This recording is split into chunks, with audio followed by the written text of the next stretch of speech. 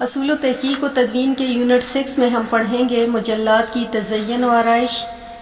اس unit میں آپ مجلات کی ضرورت و اہمیت، ان کے معیار و درجہ بندی کے پیمانوں، سرورق کی تیاری، مجلے کو بہترین بنانے میں مدیر کی ذمہ داری، اداریہ نویسی، مجلات کی فنی معنوی تدوین اور مجلات کی کمپوزنگ اور فارمیٹنگ اور پروف خوانی کے مسائل سے متعلق آگاہی حاصل کریں گے۔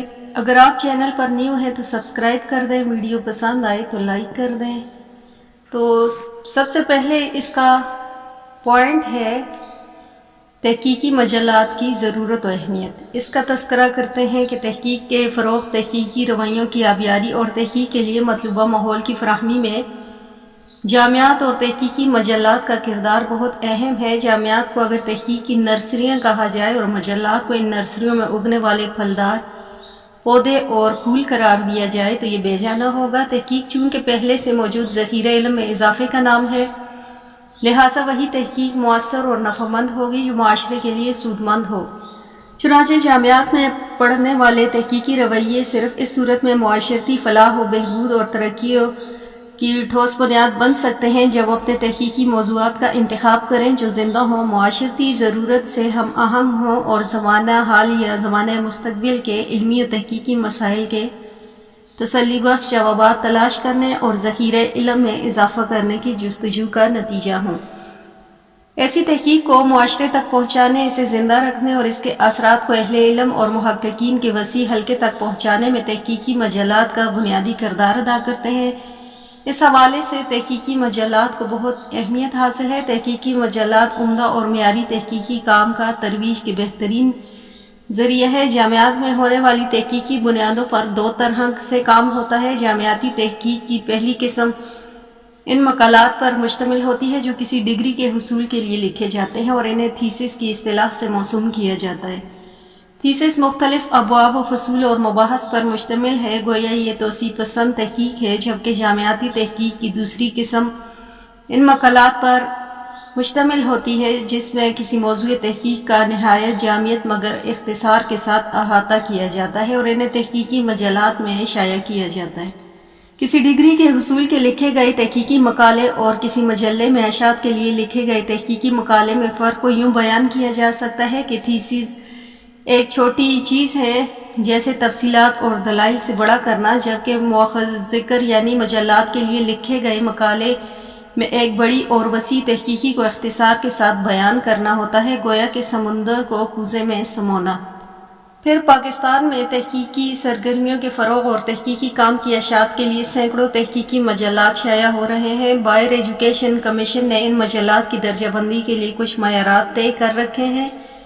ان معیارات کی پاسداری سے مجلات کا درجہ بڑھ جاتا ہے۔ جامعات کے اساتذہ کی محکمانہ ترقی میں جن چیزوں کو بنیاد بنایا جاتا ہے اس میں ایک ان کے تحقیقی کام کی اشاعت بھی ہے۔ چنانچہ مختلف تدریسی و تحقیقی مناصب پر تعیناتی یا پیشہ ورانہ ترقی کے لیے ہائر ایجوکیشن کمیشن نے امیدوار کے تحقیقی مقالات کی ایک مخصوص تعداد میں تحقیقی مجلات میں اشاعت کی شرط عائد کر رکھی ہے۔ اب تو یہ شرط جامعات سے نکل کر کالج کے اساتذہ تک آ گئی اور ان کی محکمانہ ترقی کے لیے بھی مقالات کی اشاعت کو لازمی قرار دیا گیا۔ اس طرح پی ایچ ڈی کی ڈگری کے حصول کے لیے پی ایچ ای سی سے منظور شدہ تحقیقی مجلات میں کم از کم 2 تحقیقی مقالات کی اشاعت ایک لازمی شرط قرار دی گئی۔ چنانچہ جامعات اور کالج کے اساتذہ اکرام، محققین اور M Phil P H D scholars کے تحقیقی کام کی اشاعتی ضرورت کے پیش نظر نت نئے مجلات کا اجرا کا رجحان فروغ پا رہے۔ علوم اسلامیہ میں گزشتہ چند سالوں میں تقریباً 2 درجن سے زائد نئے تحقیقی مجلات سامنے آ چکے ہیں، جن میں سے کچھ تو ایچ ای سی سے منظور شدہ ہیں بلکہ اپنا معیار بہتر کر کے درجہ بندی میں زی سے وائی اور وائی سے ایکس تک کا سفر بھی طے کر چکے ہیں اور کچھ ابھی منظوری کے مراحل میں ہیں۔ چنانچہ آنے والے وقت میں علوم اسلامیہ کے تحقیقی مجلات کی تعداد میں اضافہ ہو سکتا ہے۔ اس لیے علوم اسلامیہ میں فن تحقیق کے مطالبہ مجلات کی تیاری، لوازمات اشاعت اور دیگر متعلقہ امور سے متعلق اساسی اور فنی پہلوؤں سے آگاہ کرنا نہایت ضروری ہے۔ پھر اگر رسم الخط کا انتخاب، کمپوزنگ، فارمیٹنگ اور پروفوانی کی بات کریں تو مجلات کے مسودے کی متنی تیاری کے بعد اگلا مرحلہ کمپوزنگ کا آتا ہے۔ عصر حاضر میں تحقیقی مجلات عموماً طے شدہ فارمیٹ میں کمپوز مقالہ ہی قبول کرتے ہیں، تاہم اس کے باوجود کچھ مقالات خصوصاً مدیر اور ادارتی عملے میں کسی کا مقالہ کمپوز کرنا ہوتا ہے۔ اگر تمام مقالات ہی پہلے سے کمپوز ہوں تو بھی ان کی درست فارمیٹنگ بذات خود ایک نہایت اہم مرحلہ ہوتا ہے جس میں مدیر کو پوری توجہ مرکوز رکھنا پڑتی ہے۔ یہ ایسا مرحلہ نہیں کہ جسے ماتحت ادارتی عملے یا کمپوزر یا پروف ریڈر کے رحم و کرم پر چھوڑ دیا جائے۔ یہ یاد رکھنا چاہیے کہ انہوں نے اپنے علمی استعداد اور ذہنی فکری و قابلیت کے مطابق ہی کام کرنا ہوتا ہے، جبکہ مدیر کو متعدد پہلوؤں کو پیش نظر رکھنا ہے۔ اس لیے مسودے کی کمپوزنگ و فارمیٹنگ کے بعد مدیر کو مکمل مسودہ کم از کم ایک بار لازمی دیکھنا چاہیے۔ اس مرحلے میں مدیر جن غلطیوں کی نشاندہی کرے، اس سے اگلے مرحلے پر اس بات کی تصدیق ضروری ہے کہ آیا نشاندہ شدہ غلطی کی درستی صحت املاء کے قواعد کے مطابق کر دی گئی۔ کمپوزنگ کے مرحلے پر بالخصوص کسی مجلے کے پہلے شمارے کی کمپوزنگ کے مرحلے میں ایک اہم پہلو جسے مد نظر رکھنا ہوتا ہے وہ شمارے کا سائز ہے۔ سائز کے تعین کا فیصلہ عموماً فرد واحد نہیں کرتا بلکہ مجلس مشاورت و ادارات کے اراکین کی مشاورت سے وہ ادارہ طے کرتا ہے جو مجلے کا اجرا کر رہا ہوتا ہے۔ پہلی بار سائز کے طے ہو جانے کے بعد کمپوزر اس سائز کی پیروی کرتا ہے۔ جن مجلات کی فارمیٹنگ معیاری نہیں ہوتی ان کے ہاں عموماً کوئی پیشہ ورانہ ماہر کمپوزر نہیں ہوتا۔ اپنے کام میں مہارت رکھنے والے کمپوزر ہی مجلے کی پیشکش کو حسین تر اور باوقار بنا سکتا ہے، جس کا کام اسی کو ساجھے کے مستاق ایک مدیر کو ایک اچھے کمپوزر کی خدمات مستار لینے کے حوالے سے اپنے ادارے کی طرف سے کسی قسم کی رکاوٹ کی مدلل مزاحمت کرنا چاہیے۔ اس حوالے سے مجلے کے معیار کو ادارے کے کسی دوسرے نسبتاً کم تر مفاد پر قربان نہیں ہونے دینا چاہیے۔ مجلات میں رسم الخط کی یکسانیت نہایت اہمیت کی حامل ہے۔ کسی مجلے کے معیار کو پرکھنے کی ایک اکائی یہ بھی ہے کہ آیا اس میں شامل مختلف تحریروں کا رسم الخط جدا جدا ہے یا ایک جیسا ہے۔ مجلات میں پروفوانی اور ایڈیٹنگ کے فرائض مختلف افراد ادا کر رہے ہوتے ہیں۔ کچھ مقالات کی پروفوانی اور ایڈیٹنگ کسی ایک شخص نے کی ہوتی ہے، کچھ کی کسی دوسرے شخص نے۔ اس طرح تحقیقی مجلات میں مقالات عموماً کمپوز حالت میں ہی وصول کیے جاتے ہیں۔ جب مجلے کا ہر مقالہ کسی الگ شخص نے کمپوز کیا ہوگا تو اس میں مختلف طرح کی فنی کمزوریاں ہو سکتی ہیں، چنانچہ جہاں مقالہ نگاروں کے لیے یہ ضروری ہے کہ وہ جب کسی تحقیقی مجلے میں اشاعت کے لیے مقالہ لکھنے لگیں تو یہ مقالے کا ہاتھ سے لکھا ہو، مسودہ کمپوز کروانے لگیں تو پہلے متعلقہ مجلے کی فارمیٹ کا جائزہ لیں۔ تحقیقی مجلات کے شرح کے صفحات میں عموماً ان کا فارمیٹ اور مقالہ نگاروں کے لیے ہدایت درج ہوتی ہے۔ مقالہ نگار اگر ان ہدایت اور مجلے کی فارمیٹ کی پیروی کریں تو مجلے کے مدیر کے لیے مجلے کے معیار کو برقرار رکھنا آسان ہوتا ہے۔ جو مجلات اپنا فارمیٹ اور پالیسی شروع کے صفحات میں شائع نہیں کرتے، ان کے مدیروں کو چاہیے کہ وہ مجلے کی پالیسی کو ہر شمارے کے ابتدائی صفحات میں شائع کریں۔ کمپوزنگ کے بعد پروفوانی کا مرحلہ درپیش آتا ہے۔ تو اعلیٰ معیاری مجلات میں اس مقصد کے لیے عموماً مطلوبہ قابلیت کے حامل افراد کی خدمات کل وقتی یا بعض صورتوں میں جز وقتی طور پر مستعار لی جاتی ہے، تاہم اس حوالے سے مدیر کو پروفوان پر مکمل انحصار نہیں کرنا چاہیے۔ چنانچہ جب مجلہ طباعت کے لیے تیار کر لیا جائے تو مدیر مقالے پر یہ ذمہ داریاں عائد ہوتی ہیں کہ مجلے کو پریس میں بھیجنے سے پہلے وہ خود اس کی کم از کم ایک بار اول سے آخر تک مکمل پروفوانی کرے، تمام مندرجات کو بنظر عمیق دیکھے اور پروفوانی کے بعد تمام مندرجات پر ایک نظر ضرور ڈالے۔ جلد بازی میں کئی فاش غلطیاں درست ہونے سے رہ جاتی ہیں جو طباعت کے بعد نظر آتی ہیں اور اس وقت شرمندگی کے باعث ہے۔ تحقیقی مجلات عموماً سماحی، ششماہی اور سالانہ بنیادوں پر شائع ہوتے ہیں، اس لیے ان کے پاس کافی وقت ہوتا ہے کہ وہ طباعت سے پہلے مجلے کے معیاری ہونے کے ہر لحاظ سے تسلی کر لیں۔ ایک مجلے کے ایک شمارے میں مختلف طرح کے رسم الخط کا استعمال نہیں ہوتا۔ اس طرح ایک ہی شمارے کے مقالات کو مختلف پروگراموں میں جیسے ایم ایس ورڈ اور ان پیج، کیو پی ایس، کورل ڈرا وغیرہ اور مختلف پروگراموں کے مختلف وزنوں میں تیار کرنے سے بھی معیار پر حرف آتا ہے۔ چنانچہ پورے شمارے کو کسی ایک ہی پروگرام میں تیار کرنا چاہیے۔ اس وقت تحقیقی مجلات عموماً MS ورڈ میں ہی تیار کیے جاتے ہیں۔ مضمون، مواد اور پیشکش کتنی ہی اچھی کیوں نہ ہو، اگر مقالات کو بنظر عمیق پروف خوانی کے بغیر چھاپ دیا جائے تو بعض اوقات قارئین پر بہت ناگوار گزرتا ہے۔ اس لیے مجلس ادارات کی ذمہ داری ہے کہ مجلے میں شائع ہونے والے ہر مقالے کو کے پروف کی غلطیوں کو پاک رکھے۔ پھر اس کی ہیڈنگ ہے معیار اور درجہ بندی کی۔ کسی بھی تحقیقی مجلے کے معیاری ہونے کا انحصار مختلف داخلی و خارجی عوامل پر ہوتا ہے۔ ایک معیاری تحقیقی مجلے کی ایک مجلس ادارات ہوتی ہے اور ایک مجلس مشاورت ہوتی ہے۔ مجلس ادارت مجلے کے ادارتی امور کی نگہبان ہوتی ہے، جبکہ مجلس مشاورت مجلے کی بہتری اور معیار کی بلندی کے حوالے سے ماہرین پر مشتمل ایک مشاورتی فورم ہوتا ہے۔ چنانچہ ایک معیاری تحقیقی مجلہ فرد واحد کی پسند و ناپسند پر اتحاد تابع نہیں ہوتا، بلکہ وہ مجلس مشاورت اور مجلس ادارات کے مشوروں اور عملی تعاون کا آئینہ دار ہوتا ہے۔ مدیر کی ذمہ داری ہے کہ ان مجلس کے اجلاس بروقت اور باقاعدگی سے منعقد کرواتا رہے اور اجلاس میں اراکین کی مجموعی آراء کی روشنی میں مجلے کی بہتری کے لیے عملی اقدامات اٹھائے۔ پھر غیر معیاری مقالات کی اشاعت مجلات کے غیر معیاری ہونے کی سب سے بڑی وجہ ہے، اور مقالات کے معیاری میں کمی کی ایک اہم وجہ یہ بھی ہے کہ بسا اوقات مقالے کے پیش نظر کسی اہم مسئلے پر تحقیق کر کے اس کا حل تلاش کرنا یا متعلقہ موضوع پر پہلے سے موجود علم میں اضافہ کرنا نہیں، بلکہ ایسے مقالہ نگاروں کے پیش نظر کچھ مقاصد ہوتے ہیں، اس لیے ان کے مقالے کا معیار بھی فروتر ہوتا ہے۔ تحقیقی مجلات میں عام ہفت روزوں اور ماہناموں کے برعکس قدرے طویل وقفے کے بعد شائع ہوتے ہیں۔ یہ سماحی اور سالانہ بنیادوں پر شائع ہوتے ہیں، تاہم اس تناظر میں ایک لازمی وصف یہ بھی ہے کہ معیاری تحقیقی مجلات باقاعدگی سے اور بروقت شائع کیے جائیں۔ تحقیقی مقالات کی اشاعت فی نفسہ کسی مجلے کے معیاری ہونے کا کوئی پیمانہ نہیں ہے۔ مجلے کے معیاری ہونے کا انحصار اس میں شائع ہونے والے مقالات کے معیاری ہونے پر ہے۔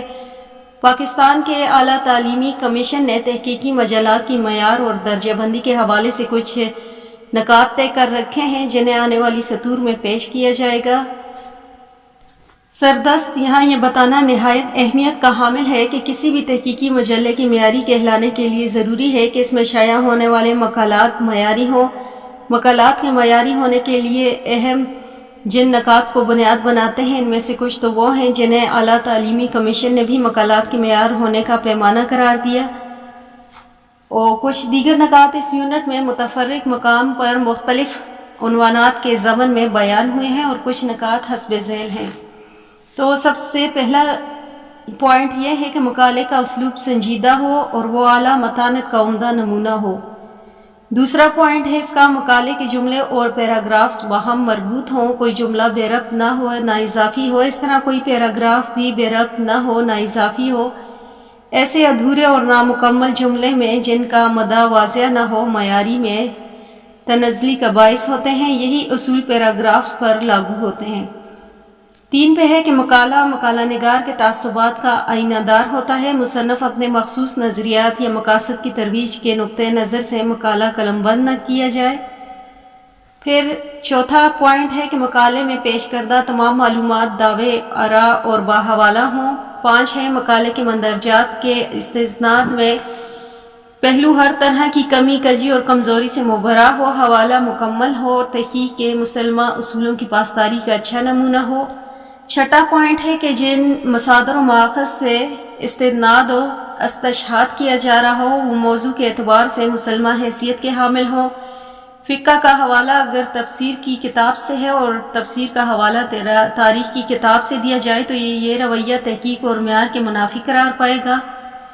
7واں پوائنٹ ہے کہ مقالہ حواشی، تعلیقات اور کتابیات سے مزین ہو۔ مقالے کے آخر میں حوالہ جات کے بعد مختصر مگر جامع فہرست کتابیت درج ہو۔ نمبر 8 ہے کہ مقالہ موضوع کا مکمل احاطہ کرتا ہو، موضوع کا کوئی پہلو تشنہ نہ ہو، غیر ضروری اور غیر متعلقہ مباحث سے بچا جائے۔ اور 9 ہے کہ مقالے کا موضوع علم کی جس شاخ سے متعلق ہو اس کے ماہرین اس پر نظر ثانی کر لیں اور اسے بطور تحقیقی مقالہ شائع کرنے کی سفارش کریں۔ 10 ہے کہ مقالے کی تدوین تحقیقی کے مسلمہ اصولوں کے مطابق ہو۔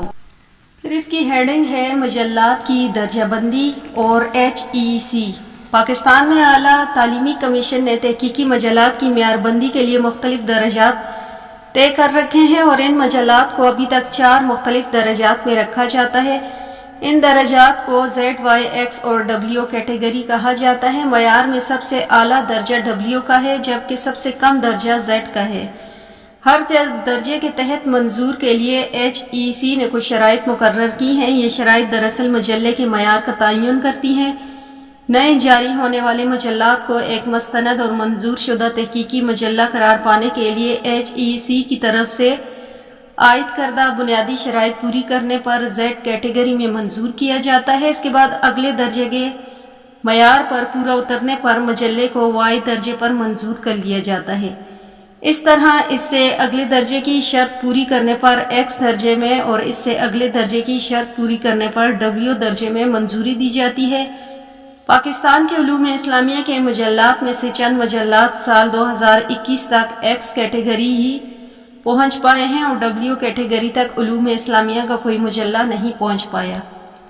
پھر اس کی ہیڈنگ ہے HEC سے منظوری کی شرائط۔ تو HEC کی طرف سے مجلات کی منظوری کے لیے کچھ بنیادی شرائط مقرر کی گئی۔ ان شرائط میں سے ایک تو یہ ہے کہ مجلے نے بین الاقوامی سطح پر مطبوعات کی شناخت کے لیے معروف خصوصی سیریل نمبر ISSN حاصل کر لیا۔ دوسری شرط یہ ہے کہ ملکی اور غیر ملکی ماہرین پر مشتمل مجلے کی ایک مجلس ادارت اور مشاورت تشکیل دی گئی۔ مجلہ باقاعدگی سے شائع ہوتا ہے اور آن لائن مطالعے کے لیے مجلے کی علیحدہ سے بنائی گئی ویب سائٹ پر اسے اپلوڈ بھی کیا جاتا ہے۔ ہر مقالے کا انگریزی زبان میں ملخص دیا جاتا ہے۔ علاوہ ازیں کچھ دیگر شرائط بھی ہیں جو منظوری کے لیے درخواست دینے والے مجلات کو HEC کی طرف سے مہیا کرتی ہے۔ پھر ہیڈنگ ہے اس کی Z کیٹیگری میں منظوری کی شرائط۔